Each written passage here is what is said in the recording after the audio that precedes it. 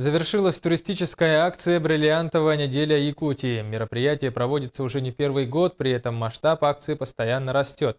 В этот раз неделю открыла поездка в город Мирный, где участники посетили центр сортировки алмазов и ознакомились с технологией обработки драгоценных камней, рассказывает наша коллега в Алмазном крае Августа Степанова. Традиционно мероприятие проходит в двух городах республики – Мирном и Якутске. А вначале гости приехали в алмазную столицу. Торжественная встреча состоялась у трапа самолета. Девушки в национальных костюмах по обычаям своих народов угощали приехавших хлебом, солью и кумысом. Среди гостей представители российских и зарубежных туристических компаний, промышленных ассоциаций по экспорту и импорту драгоценных камней, журналисты из Москвы, Владивостока, Иркутска, Казани, Санкт-Петербурга, Харбина, а также студенты Северо-Восточного федерального университета и участники делового клуба «Женщины будущей России».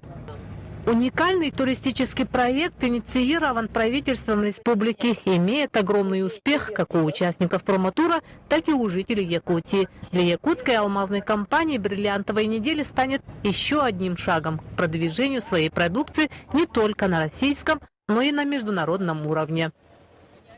Город очень красивый. И раньше я узнала из такие информации о нашей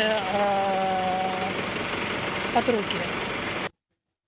Первой и самой главной достопримечательностью Мирного в программе ознакомительной поездки стал музей кимберлитов, созданный в 2001 году. Работники музея посвятили гостей в историю поиска и открытия алмазных трубок Якутии, ознакомились с уникальной коллекцией минералов и полудрагоценных камней.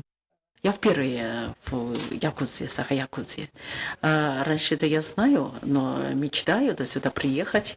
Но в этот раз обязательно моя мечта сбылась. Вот до этого моего приезда я узнала об этой республике.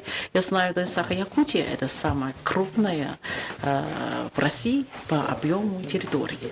А еще здесь и промышленность по производству бриллиантов – это самая основная, да, индустрия, да? Мы считаем, что это очень важное, интересное мероприятие, потому что Россия и Китай – это две державы, и великие страны должны быть напрямую контактировать, потому что алмаз – это во всем мире знаменитое сырье, и Китай тоже нужно. Туристы «Бриллиантовой недели» также посетили легендарный карьер «Мир», мемориальный комплекс «Вилюйское кольцо», Свято-Троицкий храм и другие достопримечательности алмазной столицы.